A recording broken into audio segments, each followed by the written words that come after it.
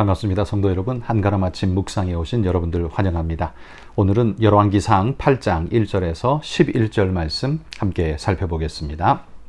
이에 솔로몬이 여호와의 언약궤를 다윗성 곧 시온에 섬에 올리고자 하여 이스라엘 장로와 모든 지파의 우두머리 곧 이스라엘 자손의 족장들을 예루살렘에 있는 자기에게로 소집하니 이스라엘 모든 사람이 다 에다니몰 곧 일곱째 달 절기에 솔로몬 왕에게 모이고 이스라엘 장로들이 다 이름에 제사장들이 궤를 매니라.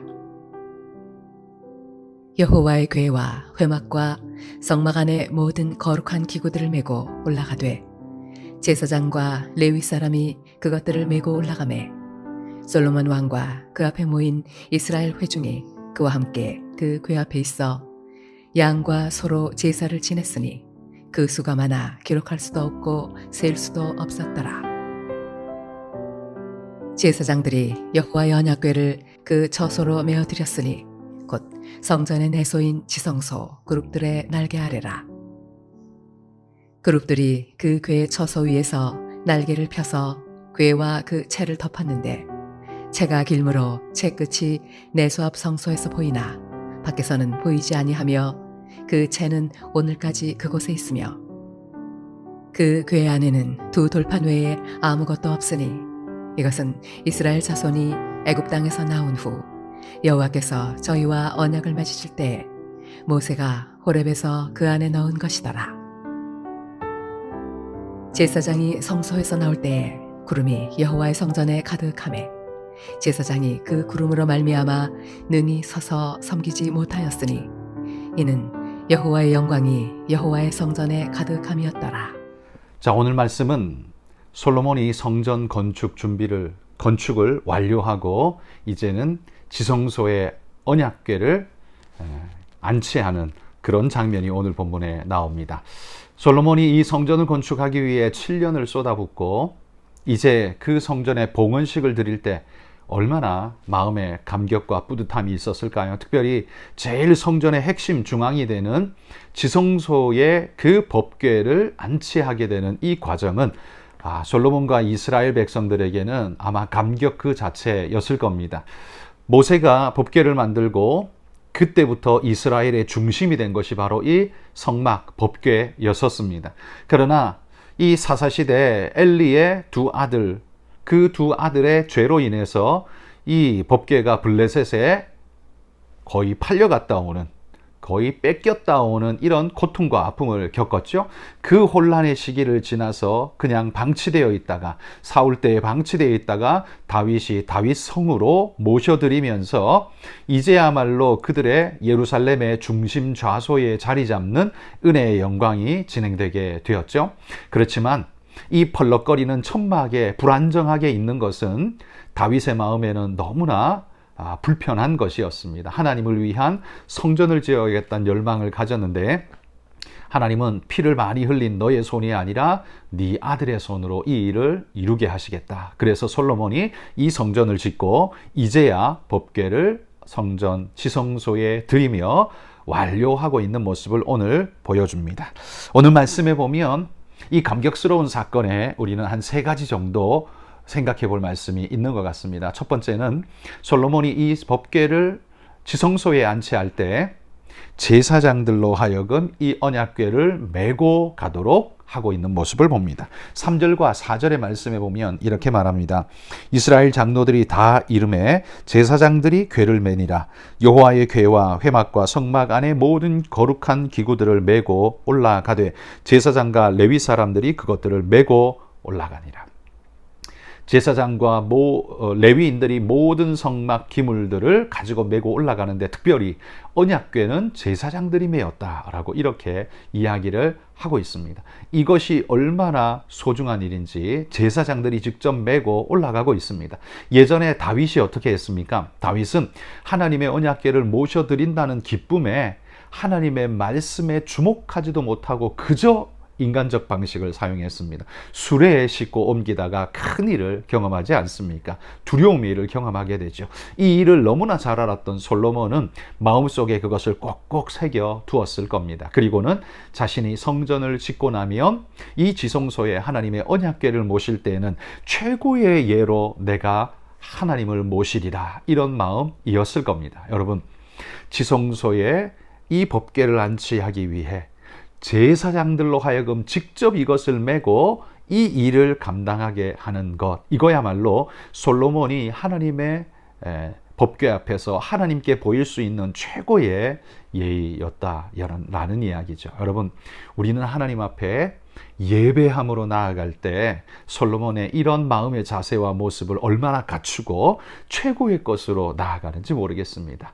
덜렁덜렁 슬리퍼 신고 대충 반바지 입고 그냥 그렇게 1시간 때우려고 가서 핸드폰만 잔뜩 보다가 그냥 그렇게 돌아오는, 혹시 그런 일은 없으셨습니까? 여러분, 하나님 앞에 성전에 나아갈 때 비록 신약교회의 교회당을 가리켜 성전이라고 부르지는 않습니다만, 그러나 우리는 의미상 하나님 앞에 나아간다는 의미에서 성전이라는 단어를 우리는 실용적으로 사용하죠. 그런 의미에서 우리는 하나님의 성전 앞에 나아갈 때 우리의 자세는 어떠한가를 돌아봐야 합니다. 솔로몬이 제사장들에게 이 언약궤를 매게 하며 맡기며 최고의 예우를 다한 것처럼, 여러분, 우리도 하나님 앞에 나아갈 때 나의 최고의 예우를 하나님 앞에 다 드리면서 믿음의 모습으로 그렇게 나아갈 수 있기를 소망합니다. 또 한 가지, 우리 두 번째는요, 이 언약궤를 이제 지성소에 안치하는 모습이 이어서 나오고 있습니다. 이 채에 깨어서 언약궤를 제사장들이 울러매고 지성소로 향하여 올라갔는데, 그 지성소에 안치하는데 이 채가 얼마나 길었든지 이 채가 이 외소, 그러니까 성소에서도 그 옆에 채가 보였다라고 할 정도였다는 겁니다. 물론 성소와 지성소를 예전에 나누었던 것은 휘장이었죠.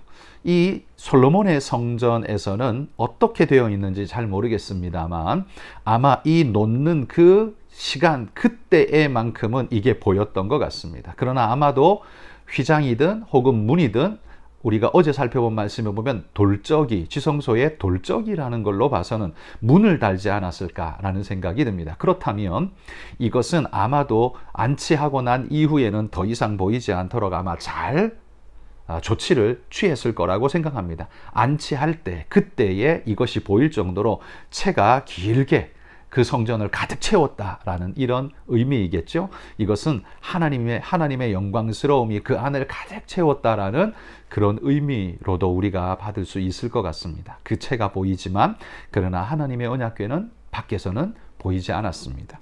그렇게 날개 편 그룹들이 하나님의 성소를 뒤덮고 언약궤를 보좌하고 있는 이런 모습, 이 모습이야말로 하나님을 아주 거룩하고 온전하게 모시고자 하는 그 마음과 모습들이 그대로 드러난다라고 할 수 있을 것 같습니다. 하나님의 언약궤를 보호하고 하고 있는 이 천사의 모습은 아마 신비롭게 보여졌겠죠. 여러분, 우리도 하나님을 섬기며 이런 하나님의 수종자 같은 모습으로 주님을 위해 충성스럽게, 지금 법궤는 없지만 하나님의 몸된 이 예배당을, 이 성전을, 이 교회를 하나님 앞에서 잘 지켜가는 정말 보호의 천사 그룹들처럼 오히려 이 시대의 하나님의 일꾼, 하나님의 귀한 역사를 지켜가는 천사와 같은 일꾼들, 여러분, 우리 성도님들이 되셔서 아름답게 이 모든 일 엮어가시기를 소망합니다. 마지막 세 번째는요, 이렇게 안치한 이후에 제사장들이 나올 때 보십시오. 10절에 보면 제사장이 성소에서 나올 때에 구름이 여호와의 성전에 가득했다라고 말하고 있습니다. 들어갈 때는 안 그랬는데요, 나올 때 가득했대요. 이게 무슨 말이겠습니까? 그곳에 하나님의 언약궤가 안치되었을 때 하나님은 빽빽한 구름 가운데로 그곳에 임재하셔서 당신의 임재를 그렇게 보여주셨습니다. 여러분, 하나님은 눈으로 볼 수 있는 분이 아니지 않습니까? 그래서 하나님이 당신의 임재를 사인으로 보여주실 때는 항상 이렇게 빽빽한 구름 모습으로 우리에게 보여줬습니다. 그래서 이 성전, 솔로몬의 성전에 언약궤를 안치하고 난 이후에 하나님의 영광이 그곳에 빽빽한 구름처럼 임하였다는 건 하나님이 그 성전을 받으셨다라는 이야기이죠. 하나님이 받으셨으면 이제는 이곳은 그냥 건물이 아니라 하나님의 전이 되는 겁니다. 하나님의 집이 되는 것입니다. 이것이 바로 봉헌의 가장 하이라이트라고 할 수 있겠죠. 언약궤를 안치하는 것보다 더 중요한 게 뭐예요? 하나님의 영광이 그곳에 임했다는 이 사실이 진짜 중요한 것이라는 거죠. 하나님이 받으셨다라는 것의 의미니까요. 여러분, 우리가 하나님 앞에 예배할 때 성령께서 여러분 마음을 가득 채우신다면 여러분, 그건 바로 하나님이 여러분의 예배를 받으셨다는 증거일 것입니다. 여러분이 마음이 하나님의 은혜와 찬양으로 가득하다면 오늘 여러분의 하루를 하나님이 받으셨다는 의미일 것입니다. 여러분, 우리는 내 마음 성전에 하나님의 영광이 가득하기를 얼만큼 소망하며 오늘을 살아가고 있습니까? 여러분, 오늘 하루도 하나님의 영광이 내 마음속에 가득하기를, 오늘 솔로몬의 성전에 주님의 영광이 빽빽한 구름같이 임했던 것처럼 오늘 내 마음속에도 주님의 은혜의 영광이, 기쁨이, 찬양이 가득하게 넘쳐날 수 있기를 여러분 기도하면서 믿음으로 그렇게 하나님 앞에 살아내시는 오늘 하루가 되시기를 주의 이름으로 축복합니다.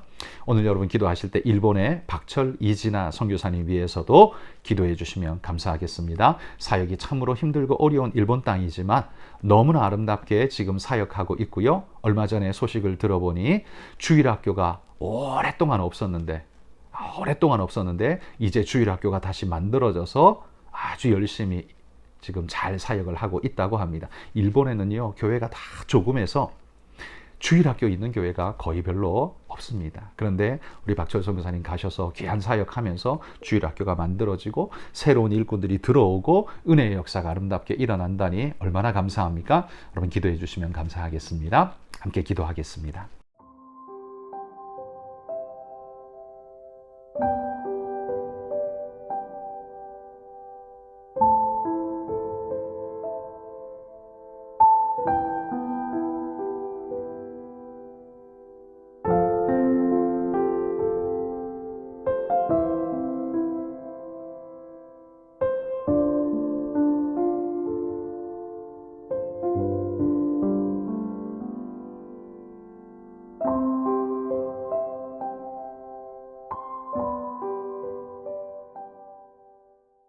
하나님 감사합니다. 주의 복되고도 아름다운 이 은혜의 역사가 솔로몬의 성전에만 넘치는 것이 아니라 주님, 우리의 예배의 처소 속에, 예배하는 내 마음 속에, 우리들의 심령 속에, 일상 속에 주님 임하여 주시기를 간절히 소원합니다. 우리 마음의 중심에 좌정하사 하나님이 나의 아버지, 나의 중심, 나의 센터가 되어 주시기만을 간절히 소원합니다. 하나님, 그런 믿음의 모습으로 주님 모시고 살아가는 우리가 되게 하여 주시고 늘 기쁘고 즐거운 모습으로 하나님을 찬양하며 그 성호에 높이는, 성호를 영화롭게 하는, 찬양 돌리는 믿음의 일꾼이 되도록 우리 모두를 축복해 주옵소서. 오늘 이 하루도 하나님, 우리 삶 속에 임하시는 하나님을 기대하며 믿음으로 살아내는 우리 모든 성도들 되게 하여 주옵소서. 예수님 이름으로 기도합니다. 아멘.